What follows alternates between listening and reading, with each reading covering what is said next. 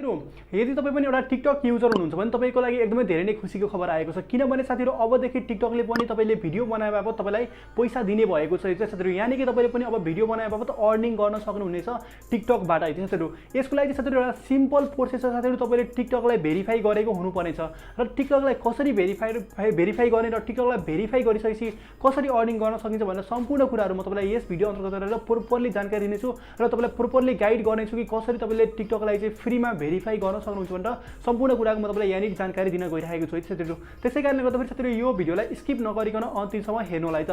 नमस्कार, म किरण दुराल, स्वागत छ साथीहरू। भिडियोलाई सुरु गर्नुभन्दा पहिले एउटा रिक्वेस्ट गर्न चाहन्छु, भिडियोलाई अहिलेसम्म लाइक गर्नुभएको छ भने प्लिज भिडियोलाई लाइक गरिदिनु होला, च्यानललाई सब्स्क्राइब गरिदिनुहोस् र छेउमा रहेको घन्टीलाई पनि दबाइदिनुहोस् ताकि जब आउने यस्तो खालको इन्ट्रेस्टिङ भिडियोहरू ल्याउँछु सबैभन्दा पहिले तपाईँ कहाँ पुग्छ। So let's get start the video.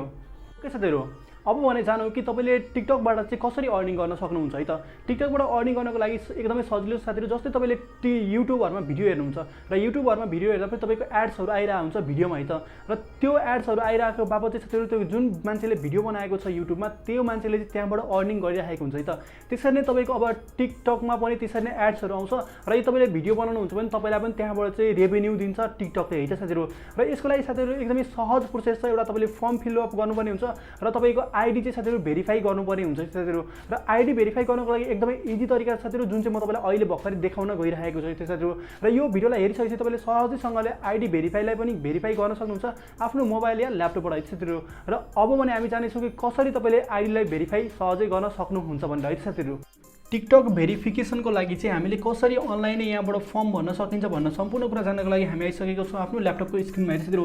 र यदि तपाईँ ल्यापटपबाट गर्दै हुनुहुन्छ भने साथीहरू यो मेथडलाई फलो गर्नु होला र मोबाइलबाट पनि सेम मेथड साथीहरू तपाईँले सेम मेथडलाई फलो गर्न सक्नुहुन्छ है साथीहरू। सिम्पली तपाईँले के गर्नुपर्छ भने साथीहरू यहाँनिर डिस्क्रिप्सनमा जानु होला र डिस्क्रिप्सनमा गइसकेपछि साथीहरू तपाईँलाई यस्तो खालको यहाँनिर चाहिँ लिङ्क खुल्छ है साथीहरू। देख्न सक्नुहुन्छ यहाँनिर apply for TikTok verification process भनेको छ, भेरिफाई युर टिकटक अकाउन्ट भनेको छ है त। र यहाँनिर केही कुराहरू दिएको छ, जस्तै अब तपाईँलाई पहिले चाहिँ सेलिब्रिटीकोहरू मात्रै थियो, अहिले चाहिँ हाम्रो सामान्य मान्छेहरूले पनि भेरिफिकेसनको लागि चाहिँ टिकटकलाई भेरिफिकेसन ब्याचको लागि चाहिँ एप्लाई गर्न सक्छन् भनेर यहाँनिर देखाएको छ है त साथीहरू। ओके, र यति गरेपछि साथीहरू यो टर्म्स एन्ड कन्डिसनहरू यो यहाँनिर कुराहरू दिएको छ, तपाईँले पढ्न सक्नुहुन्छ। र त्यसपछि साथीहरू तपाईँले सिम्पली यहाँनिर एउटा इमेल तपाईँले हाल्नुपर्ने हुन्छ। जस्तो मैले एउटा इमेल हाल्दिएँ यहाँनिर, तपाईँले पनि आफ्नो इमेल राख्नु होला।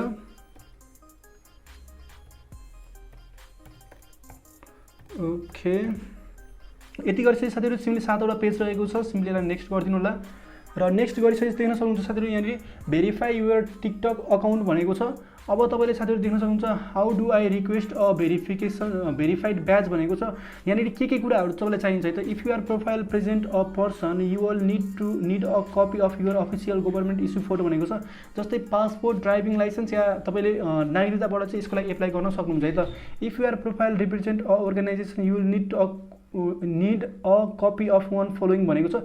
यदि तपाईँ अब अर्गनाइजेसनको बारेमा बनाउँदै हुनुहुन्छ, जस्तै कुनै पनि कम्पनीको बारेमा चाहिँ यो टिकटक बनाउन चाहनुहुन्छ, भेरिफाई गर्न चाहनुहुन्छ भने त्यो कम्पनीको तपाईँलाई सर्टिफिकेट चाहिन्छ या आर्टिकल या त्यसको इन्कर्पोरेसन चाहियो, अनि त्यसको प्यान भ्याट बिल त्यसबाट पनि हुन्छ है साथीहरू। अब तपाईँले साथीहरू आफ्नो यहाँनिर फुल नेम लेख्नु होला। जस्तै मैले किरण लेख्दै, ओके किरण दुराल लेख्दै। र त्यसपछि साथीहरू तपाईँले सिम्पली आफ्नो इमेल हाल्नु होला। जस्तै यहाँनिर मैले इमेल हाल्दैछु। ओके, यो चाहिँ साथीहरू डेमो अकाउन्ट मात्रै हो, हजुरलाई यसरी भर्न सकिन्छ भनेर मैले देखाइरहेको छु त। एड्रेस तपाईँले okay must be a valid email, same email छ साथीहरू, त्यो पनि यसले भ्यालिड भनिराखेको छैन भनेपछि फेरि यसलाई ट्राई गर्नुपर्ने हुन्छ। ओके,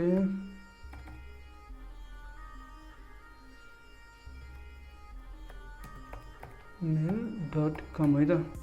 सिम्पली यति गरिसकेपछि साथीहरू यहाँनिर तपाईँले देख्न सक्नुहुन्छ आफ्नो एड्रेसलाई तपाईँले हाल्नुपर्ने हुन्छ। जस्तै मैले यहाँनिर राख्थेँ सिन्धुली। तपाईँले आफ्नो फोन नम्बरलाई यहाँनिर राख्नु होला।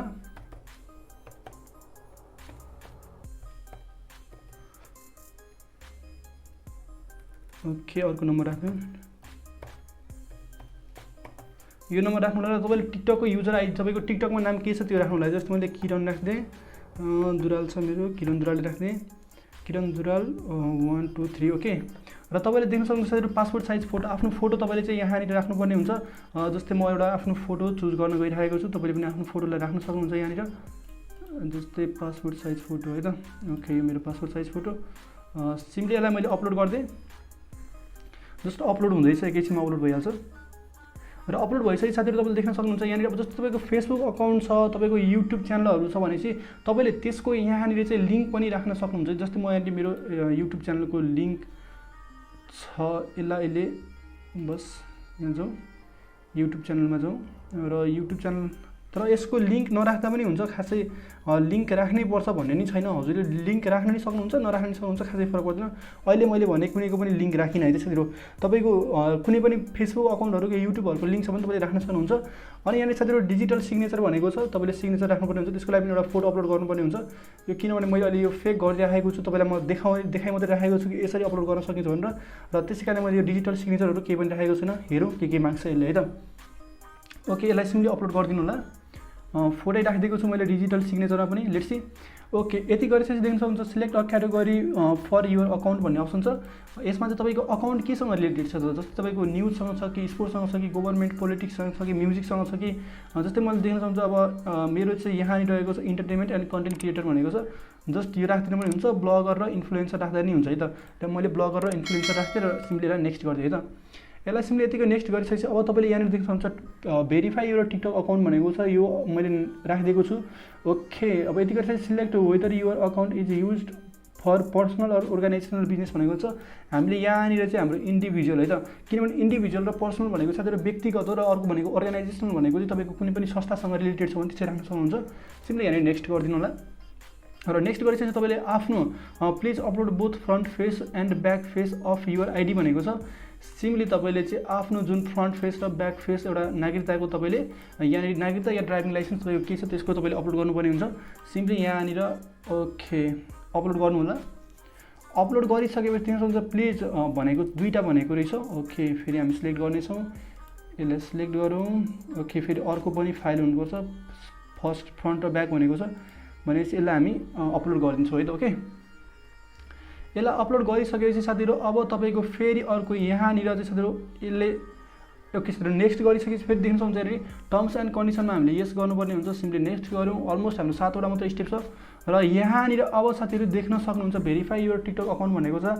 हामीले चाहिँ साथीहरू यहाँनिर सिम्पली अब सबमिट गरिदिनु पर्ने हुन्छ। त्यसरी यसलाई सिम्पली सबमिट गरिदिउँ। जस्तै ट्र्याक्टरलाई तपाईँले चुज गर्नु होला। ओके, ट्र्याक्टरलाई चुज देख्न सक्नुहुन्छ साथीहरू हामीले चाहिँ सक्सेसफुली सबमिट गरिसकेका छौँ। र अब चाहिँ साथीहरू टिकटकले हाम्रो चाहिँ 45 दिनदेखि लिएर 60 दिनमा चाहिँ तपाईँको यो फर्मलाई रिभ्यू गरेर हामीलाई कन्ट्याक्ट गर्नेछ है त साथीहरू। ओके साथीहरू, आई होप हजुरले पनि यो भिडियोलाई हेरिसकेपछि कसरी सजिलैसँग टिकटक भेरिफिकेसनको लागि एप्लाई गर्न सक्नुहुन्छ भनेर सम्पूर्ण कुरा जानिसक्नु भएको छ है साथीहरू। ल टिकटकको अनुसार चाहिँ तपाईँलाई 60 दिनसम्म 45 दिनसम्मदेखि लिएर 60 दिनसम्म लाग्छ भेरिफिकेसनको लागि भन्ने कुरा छ। र साथीहरू अर्को कुरा के भन्न चाहन्छु भने साथीहरू अहिले नै तपाईँले यो भिडियोलाई हेर्दै हुनुहुन्छ भने यो भिडियोलाई हेर्ने बित्तिकै साथीहरू तपाईँले टिकटकको जुन भेरिफिकेसनको लागि तपाईँले फर्म भरेर एप्लाई गर्नुभयो भने चाहिँ तपाईँको चाँडोभन्दा चाँडो चाहिँ तपाईँको टिकटकको जुन अकाउन्ट छ त्यो चाहिँ भेरिफाई हुने सम्भावना एकदमै धेरै छ साथीहरू। किन धेरै छ भन्दाखेरि अहिले धेरै मान्छेहरूलाई यो कुरा थाहा छैन, त्यसै कारणले गर्दाखेरि तपाईँले अहिले नै एप्लाई गरिहाल्नु होला साथीहरू। र साथीहरू यो भिडियो तपाईँलाई राम्रो लाग्यो भने प्लिज यो भिडियोलाई लाइक गरिदिनु होला। च्यानललाई अहिलेसम्म नै सब्सक्राइब गर्नुभएको छ भने च्यानललाई सब्सक्राइब गरेर छेउमा घन्टीलाई बन्द गरिदिनुहोस् ताकि जब पनि यस्तो खालको इन्ट्रेस्टिङ भिडियो ल्याउँछु सबैभन्दा पहिले तपाईँ कहाँ पुग्छ साथीहरू। र कुनै पनि प्रब्लम आयो भने साथीहरू तल कमेन्ट बक्समा गएर कमेन्ट गर्नको लागि नभुल्नु होला। र अरू मसँग पर्सनली जोडिन चाहन्छु भने मलाई इन्स्टाग्राममा गएर फलो गर्नु होला है साथीहरू। फेरि पनि अर्को नयाँ र इन्ट्रेस्टिङ भिडियोको साथमा हामी भेटिनेछौँ। त्यतिखेरसम्मको लागि bye bye, take care, have a good day, जय नेपाल।